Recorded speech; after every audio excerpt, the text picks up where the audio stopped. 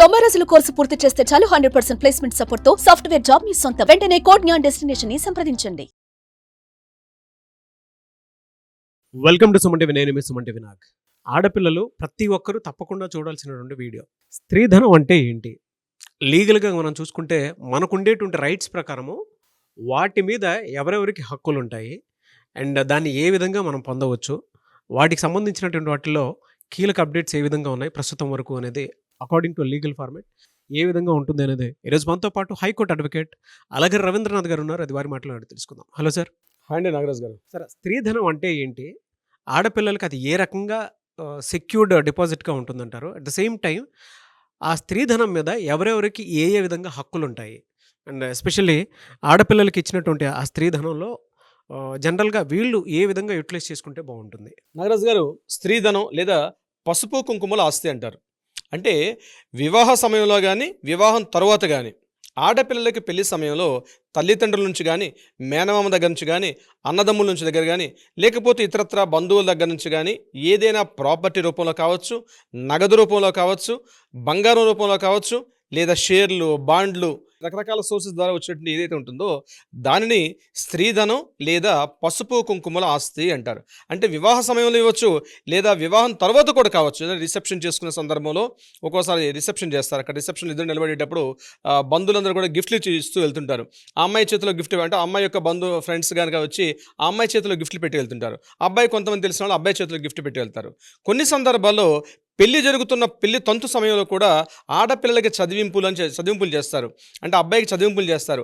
అటువంటి సందర్భాల్లో కూడా అమ్మాయి కొంతమంది నగదు రూపంలో కావచ్చు, లేదా ఇతరతర రూపంలో కూడా గిఫ్ట్లు, బహుమతులు, లేదా కొంతమంది దగ్గరగా వాళ్ళైతే కాస్త సాలిడ్గా ఉన్న వాళ్ళైతే ప్రాపర్టీస్ని కూడా ఇస్తారు. అంటే 100 రూపీస్ బాండ్ పేపర్ మీద ఇగో ఈ ప్రాపర్టీ నేను నీకు ఇస్తున్నానని చెప్తూ కూడా పత్రాలు కూడా ఇచ్చే సందర్భాలు ఉంటాయి. అంటే స్త్రీధనం లేదా పసుపు కుంకుమల ఆస్తి అంటే వివాహ సమయంలో కానీ వివాహం జరిగిన తర్వాత కానీ ఆమెకి చెందినటువంటి ఏదైతే వచ్చినటువంటి నగదు రూపంలో కావచ్చు, ఇతరత్ర ఏ రూపంలో వచ్చినటువంటి దీన్ని స్త్రీధనం లేదా పసుపు కుంకుమలు ఆస్తి అంటారు. అయితే ఇతర విషయాలు పక్కన పెడితే ప్రాపర్టీస్ని ఎలా చేయాలి అని చెప్పే ప్రయత్నం చేస్తాను నాగరాజు గారు.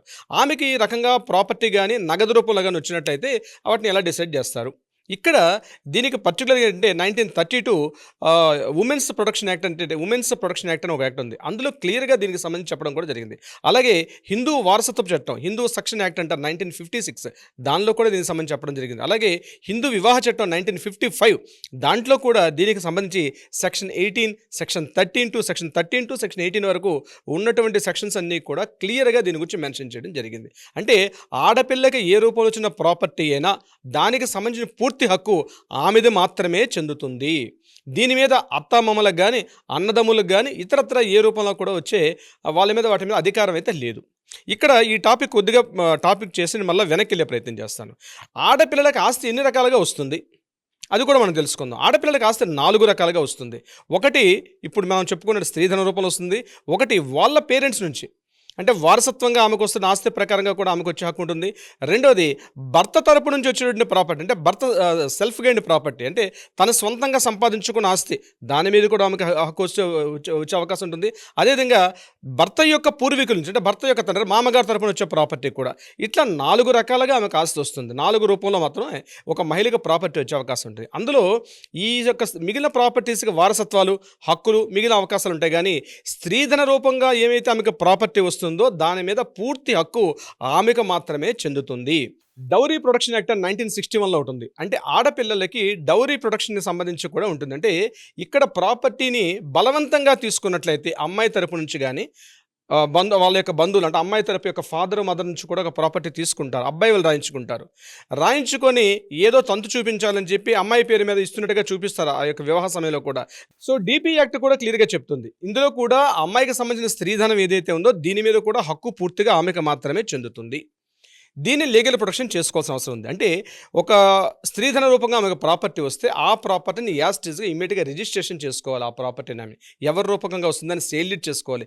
గిఫ్ట్ డీడ్ కాకుండా సేల్ డీడ్గా చేసుకున్నట్టయితే ఆమెకి దానిపైన పూర్తి హక్కులు ఉంటాయి.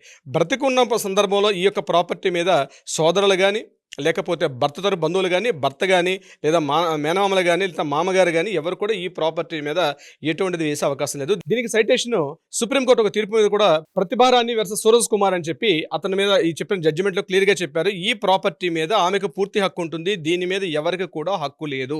ఆమె ఈ ప్రాపర్టీని తన వయసు తర్వాత దాని మీద ఆవిడ మార్టిగేజ్ చేసుకోవచ్చు, లేక లోన్ పెట్టి లోన్ తీసుకోవచ్చు, లేదా ఆమె తదనంతరం ఆ ప్రాపర్టీ మీద మిగిలిన పిల్లలకి వారసత్వ హక్కులు వస్తాయి తప్పించి ఆమె బ్రతుకున్న సమయంలో ఈ ప్రాపర్టీ మీద ఎవరికి హక్కులు లేవు. దీని మీద ఎవరు కూడా కేసు ఫైల్ చేసే అధికారం కూడా లేదు, స్త్రీధన రూపంగా వచ్చేది. ఇది ప్రాపర్టీ వరకు ఉన్నటువంటి అసెట్స్. అయితే మిగిలిన షేర్స్ బాండ్స్ ఏవైనా వస్తే వాటిని కూడా ప్రొటెక్ట్ చేసుకోవాల్సిన అవసరం ఆ అమ్మాయికి ఉంటుంది. బంగారు రూపంలో వస్తే ఆ బంగారాన్ని కూడా ప్రొటెక్ట్ చేసుకోవాల్సిన అవసరం ఉంటుంది, అది కూడా మెన్షన్ చేసుకోవాలి. దీన్ని క్లియర్గా ఆవిడ విల్లు రాసుకున్న అధికారం ఉంటుంది. ఈ ప్రాపర్టీ తన స్వాధీనంగా లెక్క వేస్తాం కాబట్టి ఈ ప్రాపర్టీ పూర్తిగా ఏదైతే ఉందో తను ఎవరికి అనుకుంటే వారికి ఆమె తదనంతరం కావచ్చు, లేకపోతే ఆమె ఇష్టపూర్వకంగా దాన్ని ఏమైనా చేసుకునే హక్కు, దారిని పోనే దానికి కూడా ఇచ్చుకునే అధికారం ఆమెకు ఉంటుంది తప్ప దీని మీద మాకు హక్కు ఉందని చెప్పి భర్త కానీ పిల్లలు కానీ ఎవరు కూడా దీని మీద కేసు ఛాలెంజ్ చేసే అవకాశం అయితే ఎట్టి పరిస్థితులు ఉండదు. నాగరాజు గారు, ప్రతి ఒక్క ఆడపిల్ల ఈ వీడియోని 1కి 2 సార్లు వినండి. ఎందుకు అనంటే ఎక్కడెక్కడ దేనికి సంబంధించినటువంటి అధికారాలు ఉన్నాయి, మీ హక్కులేంటి అనేటువంటి తెలుసుకునే బాధ్యత మీకు ఉంది. ఇవాళ మీకు అది తెలియకపోవటం వల్ల మీరు గ్రాంటెడ్గా మీ జీవితాన్ని తీసుకోవటం వల్ల ఈ విషయాలు మీకు అర్థం కావట్లేదు. ఎందుకంటే రేపటి రోజున మీ భవిష్యత్తును మీరు గనక చూసుకోలేదు అనుకున్నా కూడా మీకు మీరు నష్టాన్ని కొని తెచ్చుకున్నట్లే. అందుకే ఈ వీడియోని పూర్తిగా చేయడం జరిగింది. మీకు ఏదైనా డౌట్స్ ఉంటే మిమ్మల్ని సంప్రదించవచ్చా సార్? తప్పనిసరిగా నాగరాజు గారు ఆ కింద స్క్రోల్ అవుతున్న నెంబర్ని కాంటాక్ట్ చేసినా, లేదా అట్లీస్ట్ వాట్సాప్లో డీటెయిల్స్ పంపించినా మన లీగల్ టీం వాళ్ళకి అప్రోచ్ డీటెయిల్స్ అన్ని కూడా అందజేసే ప్రయత్నం చేస్తారండి. అట్లీస్ట్ మీరు అపాయింట్మెంట్ తీసుకున్నా కూడా దానికి సంబంధించినటువంటి పూర్తి వివరాలు మీరు తెలుసుకోవడానికి అవకాశం ఉంటుంది. మీకున్న అధికారాలు మీకే తెలియకపోతే రేపటి రోజున, అంటే ఈ రోజు అందరం ఇంట్లో బాగున్నట్టే ఉంటాము, బట్ కొన్నిసార్లు తెలియకుండా ఏమవుతుందనంటే ఒకటేసారి మన జీవితాల్లో కరోనా ఏ విధంగా అయితే వచ్చేసిందో అలా జీవితాల్లో కొన్నిసార్లు మనకు తెలియకుండానే మనం బాగా ఉన్నాము అనుకునేటువంటి టైంలోనే ఎవరో తెలియకుండానే ఇంట్లో వాళ్ళని లాస్ చేసుకుంటాము, లేదంటే జీవితం ఒకటేసారి తలకిందులైపోతూ ఉంటుంది.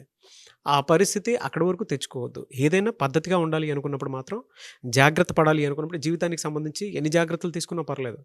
మనకి మన గురించి వేరే వాళ్ళు ఏమనుకున్నా పెద్ద ప్రాబ్లం లేదు. మనం బాగుండాలి, మన వల్ల 10 మంది బాగుండాలి, ఇంట్లో ఏ రోజు కూడా వీటికి సంబంధించినటువంటి డిస్కషన్ రాకూడదు అనుకున్నప్పుడు మాత్రం పూర్తిగా ఈ వీడియో మీరు వేరే వాళ్ళకి చూపించండి, లేదా మీరు చూడండి. చూసి దీన్ని ఏ విధంగా క్లియర్ చేస్తే బెటర్గా ఉంటుంది. నాకు ఇలా తీసుకోవాలని ఉంది, బట్ ఇంట్లో మాకుండేటువంటి మొహమాటాల వల్ల కానివ్వండి, మాకుండేటువంటి ప్రేమ అనురాగాల వల్ల కానివ్వండి, మంచి సంబంధ బాంధవ్యాల వల్ల కానివ్వండి, మేము ఓపెన్ అవ్వలేకపోతున్నాము అనుకునేటువంటి వాళ్ళు అట్లీస్ట్ మీరు అపాయింట్మెంట్ తీసుకొని సరే దీన్ని ఏ విధంగా క్లియర్ చేయొచ్చు అనేటువంటి దాని మీద ఒక అవగాహనకు మాత్రం డెఫినెట్గా రండి. అండ్ ఈ వీడియోని మాత్రం ప్రతి ఒక్కరు షేర్ చేయండి. మీకు ఇంకా ఏదైనా డీటెయిల్స్ కావాలి అనుకుంటే మాత్రం ఒకవేళ రవీంద్రనాథ్ గారిని అప్రోచ్ అవ్వలేము అనుకునేటువంటి వాళ్ళు కింద కామెంట్ బాక్స్లో మీకు ఉండేటువంటి డౌట్స్ని పోస్ట్ చేయండి. డెఫినెట్గా పార్ట్ 2 వీడియో కింద మాత్రం మేము దానికి చేయటం జరుగుతుంది. ఆ విధంగా సరే మీరు అప్రోచ్ అవ్వచ్చు, బట్ షేర్ చేయండి. మీకుండేటువంటి రైట్స్ మీరే తెలుసుకోలేకపోతే, మీకుండేటువంటి డీటెయిల్స్ మీరే షేర్ చేసుకోలేకపోతే ఇంకా దానికి మించినటువంటి దురదృష్టకరం, బాధాకరం ఇంకోటి ఉండదు. సో దయచేసి ఇటువంటి వీడియోస్ని షేర్ చేసి మీకుండేటువంటి రైట్స్ ఏవైతే ఉన్నాయో వాటిని తెలుసుకోండి. ఎనీవే సార్, థ్యాంక్ యూ అండి. Thank you so much Alagar Ravindranath గారు. Thank you so much Nagaraju గారు. సుమన్ టీవీలో మీ పర్సనల్ అండ్ బిజినెస్ ప్రమోషన్స్ కోసం కింది నెంబర్కి కాంటాక్ట్ చేయండి.